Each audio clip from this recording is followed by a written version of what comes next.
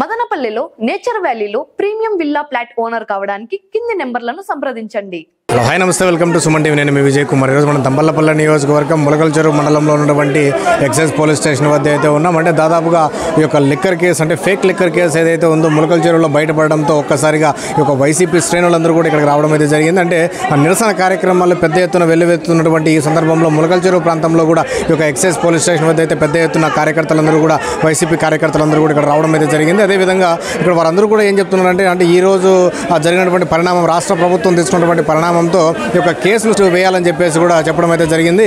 So మాకు SIT అవసరం లేదు, దీన్ని సమగ్ర విచారణ జరగాల, సమగ్రమైనటువంటి న్యాయం జరగాల అంటే ఖచ్చితంగా సిఐడికి కేసు అప్పచెప్పాలని చెప్పేసి కూడా అందరూ కూడా మనతో వీరందరూ కూడా చెప్పడం అయితే జరుగుతూ ఉంది. ఏది ఏమైనా కూడా రాష్ట్ర వ్యాప్తంగా సంచలనంగా మారినటువంటి ఈ యొక్క లిక్కర్ కేసులో అయితే ప్రధాన నిందితులందరినీ కూడా వెంటనే అరెస్ట్ చేసి ఆ యొక్క కుంభకోణంలో ఎవరైతే ఉన్నారో వారందరికీ కూడా శిక్ష పడే విధంగా వారు చూడాలని చెప్పేసి అధికారులందరినీ కూడా కోరడం అయితే జరిగింది. మరిన్ని విషయాలు మనతో పాటు ఇక్కడికి వైఎస్ఆర్సీపీ నాయకులు అయితే రావడం అయితే జరిగింది. వారందరినీ కూడా మనం అడిగి తెలుసుకునేటువంటి ప్రయత్నం అయితే చేద్దాం రండి. ఈ కేసుని ఏ విధంగా మీరు చూడబోతున్నారు? చాలా తీవ్రంగా చూడాలన్నా, ఎందుకంటే తగ్గిన చోట్లంతా కూడా బయటపడకుండా ఎక్స్చేంజ్ దీన్ని డిపార్ట్మెంట్ ఎవరే కూడా పోయి తనిఖీ చేయకుండా ఆదేశాలు ఇచ్చేశారు. రాష్ట్ర వ్యాప్తంగా ఎక్కడే కానీ తనిఖీలు జరగడం లేదు. ఎందుకు అలా జరిగిందంటే ప్రతి ఒక్క ఊర్లో, ప్రతి ఒక్క బెల్ట్ షాపుల్లో, ప్రతి ఒక్క వీధిలో కూడా కల్తీ మధ్య బయటపడుతుంది. ఆ విషయం అందరికీ తెలుసు కాబట్టి రాష్ట్ర ప్రజలంతా కూడా తిరగబడి వాళ్ళు కొడతారని భయంతో ఎక్స్చేంజ్ డిపార్ట్మెంట్ అందరినీ కూడా, నాకు తెలిసిన వరకు మా అందరికీ కూడా తెలిసింది అదే, నా రాష్ట్ర ప్రజలకు అందరికీ కూడా తెలిసింది అదే. ఎందుకంటే వాళ్ళందరినీ కూడా గుప్పెట్లో పెట్టుకున్నాడు.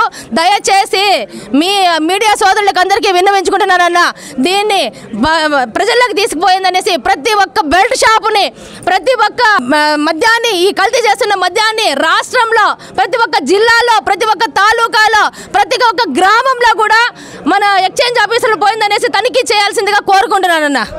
ఇప్పుడు రీసెంట్గా చూసినట్టయితే ముఖ్యమంత్రి నారా చంద్రబాబు నాయుడు గారు ఈ యొక్క కేసుని సిట్ విచారణ ద్వారా జరపాలని చెప్పేసి అనుకుంటున్నారు. సో దీనిపైన మీ స్పందన ఏంటి? సిబిఐకి పంపిస్తే మొత్తం అంతా తీగలాగితే డొంక కదిలినట్టు మొత్తం అంతా బయటపడుతుందనే ఉద్దేశంతో ఈరోజు సిటీ ఇది చేయాలని అంటున్నారు. లేదు, సిబిఐకి అప్పగించాలి. ప్రజల మాన ప్రాణాలతో చెలగాటం ఆడుకుంటా ఈ కూటమి ప్రభుత్వాన్ని ఒక్కసారి మీరు మీ ప్రభుత్వంలో ఏం చేస్తున్నామో ప్రతి ఒక్కరిని తెలుసుకోవాలని మిమ్మల్ని కోరుకుంటున్నాను. ఎవరు దోషులు అయితే ఉన్నారో వాళ్ళను పట్టుకోవాలని మిమ్మల్ని అందరినీ కోరుకుంటున్నాను. బెల్ట్ షాపులు ఎక్కడన్నా ఉన్నాయా చూపించండి అంటారు. ఇది ఎంత హాస్యాస్పదంగా ఉందంటే, ఎక్కడ బెల్ట్ షాప్ లేని ఊరంటే హాస్యాస్పదం. బెల్ట్ షాప్ ఎక్కడ లేదంటే దానికి ఆశ్చర్యపడాలి. కానీ బెల్ట్ షాపులు ఉన్న ఊరంటే చెప్పడానికి వందల మంది, వేల మంది, లక్షల మంది ప్రజలు చెప్తారు. దీనిపైన సిట్టు విచారణ వేసి నిజమైన దోషులను రక్షించే ప్రయత్నం చేసే దానికే ఈ సిట్టు విచారణ చేస్తున్నారు. సిబిఐ ఎంక్వైరీ చేస్తేనే ఈ కల్తీ మద్యం వెనుకున్న తిమింగలాలు బయట వస్తాయి. ఆ తిమింగలాలను కాపాడే ప్రయత్నంలోనే సిట్టు విచారణ చేస్తున్నారు. అందుకే మేము గట్టిగా సిబిఐ విచారణే కావాలని ప్రజలందరూ కోరుకుంటున్నారు. వైఎస్ఆర్సీపీ కూడా పార్టీ కూడా సిబిఐ విచారణే కోరుకుంటుంది. దయచేసి మీకు అన్యాయం సిట్టు నిజమైన దోషులను కాపాడే ఉద్దేశం లేకపోతే సిబిఐ విచారణ చేయించండి. ఎందుకు సిట్టు విచారణ చేపిస్తున్నారు? తప్పు చేయని మా నాయకుని మాత్రం 72 రోజులు జైల్లో పెట్టినారు. నిస్సిగ్గుగా కరెక్ట్గా చిక్కిన నాయకులను మాత్రం కాపాడే దానికోసం సిట్టు విచారణ వేసి సిబిఐ విచారణ అడిగినా కూడా సిట్టు విచారణ వేసి విధంగా చేయడం కరెక్ట్ కాదు. మీరు నిజమైన దోషులను శిక్షించాలనుకుంటే మాత్రం సిబిఐ విచారణ చేయాలని మరొక్కసారి డిమాండ్ చేస్తున్నాను. అందరికీ నమస్కారం. ఈరోజు తంబళ్లపల్లి నియోజకవర్గంలో ఈ మద్యం ఏ విధంగా ఏరులై పారుతుందంటే పేద ప్రజలే దీనికి ప్రాణాలు పోయే పరిస్థితిలో ఉంది. అది ఏ విధంగా అంటే, ముందైతే రైతులు ఆత్మహత్య చేసుకునే విధంగా ఈరోజు కల్తీ తాగి ప్రతి ఒక్క పేద ప్రజలు ఆత్మహత్య చేసుకునే విధంగా కల్తీ మద్యం తయారవుతుంది. మేము ఒకటే చెప్తున్నాము, A1గా ఉన్న ముద్దాయిని A7గా మారుస్తూ వస్తున్నారు. మాకు సిట్టింగ్ వద్దు, సిబిఐయే ముద్దు. కాబట్టి ప్రతి ఒక్కరూ దాని కొరకే మేము పాటుపడుతున్నాము.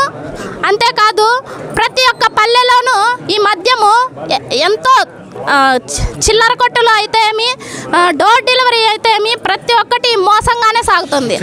విచ్చలవిడిగా మద్యాన్ని సేవించే స్థితిలోకి ఈరోజు తంబళ్లపల్లి నియోజకవర్గము ఆ స్థాయిలోకి వచ్చిందంటే ఎంతో బాధాకర విషయం. కాబట్టి ప్రతి సృష్టిస్తానన్న చంద్రబాబు నాయుడు గారు సంపద సృష్టించకుండా ఇప్పుడు ఈ మద్యంతో ప్రజల్ని చంపే విధంగా చేస్తున్నాడు. కాబట్టి మేము ఒకటే డిమాండ్ చేస్తున్నాం, ఎవరైతే మద్యం కల్తీకి పాల్పన్నారో వాళ్ళని శిక్షించండి. ఆ యాక్ట్లు కూడా మేమే చెప్తాం.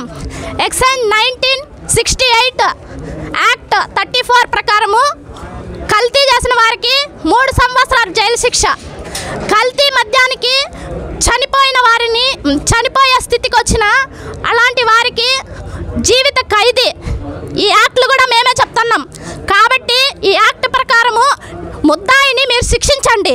మీకు తెలియకుండా ఉంటే యాక్ట్లు మేమే చెప్తున్నాం, ఖచ్చితంగా వారిని శిక్షించాలా. మోడీ గారు చంద్రబాబుకి సపోర్ట్ చేస్తారు. ముర్మా గారు ప్లీజ్ దయచేసి మా ఆడవాళ్ళ పరిస్థితిని మీరు గమనించండి. మా ఆడవాళ్ళ ప్రాణాలని, మా భర్తలని, మా తాలిబట్టులని కాపాడండి. మీరైనా ఆడవారికి రక్షణ కల్పించండి.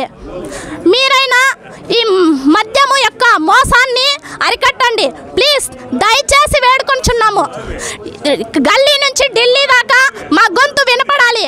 వైఎస్ఆర్ కాంగ్రెస్ దానికోసం ఎల్లప్పుడూ పాటుపడుతుంది. కూటమి నేతలు ఎంతసేపులు పెద్దిరెడ్డి కుటుంబం పైన ఆరోపణలు చేస్తున్నారు. మీకు దమ్ము ధైర్యము ఉంటే సిబిఐ విచారణ వేసి నిజాలను నిగ్గు తేల్చండి. ఎంతసేపులు కూటమి ప్రభుత్వము దొరికిపోయామని అడ్డంగా దొరికామని చెప్పి మా ప్రభుత్వానికి సంబంధం లేదు, ఇది వైఎస్ఆర్సీపీ నాయకులు చేస్తున్న పని అని అంటున్నారు కదా. మీకు దమ్ము ఉంటే సిబిఐ విచారణ వేసి నిజాన్ని నిగ్గు తేల్చండి. మా ఎంపీ గారు ఆల్రెడీ లెటర్ రాశారు. సిబిఐ ఈ రోజు కాకపోయినా మా ప్రభుత్వం వచ్చిన తర్వాత అయినా ఈ కేసులో సంబంధించినటువంటి నాయకులు కానీ అధికారులు కానీ ఎవరెవరికి పాత్ర ఉందో వాళ్ళు తప్పకుండా మా ప్రభుత్వం వస్తానే చర్యలు తీసుకుంటుంది.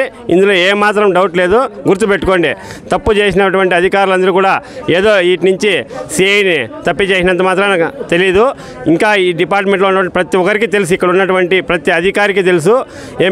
ఇక్కడ ఎంత డిపోలో డ్రా అవుతుంది, సరికి ఎంత డ్రా అవుతుంది, ప్రతి నెల ఎంత పోతుందని తెలియదు వాళ్ళకు. 99 రూపీస్ స్టాక్ ఎందుకు ఎత్తలేదని చెప్పి అడగలేరా? ఈ ఒక్క చోటే కాదు, రాష్ట్రం అంతా కూడా ఇదే విధంగా జరుగుతుంది.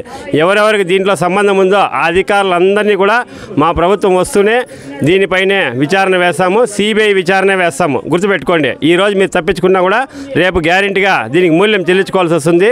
దీంట్లో వెనకాల ఉన్నటువంటి సూత్రధారులు పాత్రధారులైన స్థానిక మంత్రి కావచ్చు, ముఖ్యమంత్రి కావచ్చు, చిన్నబాబు కావచ్చు, ఎవరైనా కావచ్చు, వదలము. గుర్తుపెట్టుకోండి, మా ప్రభుత్వం వస్తూనే సిబిఐ విచారణకు సిద్ధంగా ఉండాలని కోరుకుంటున్నాం.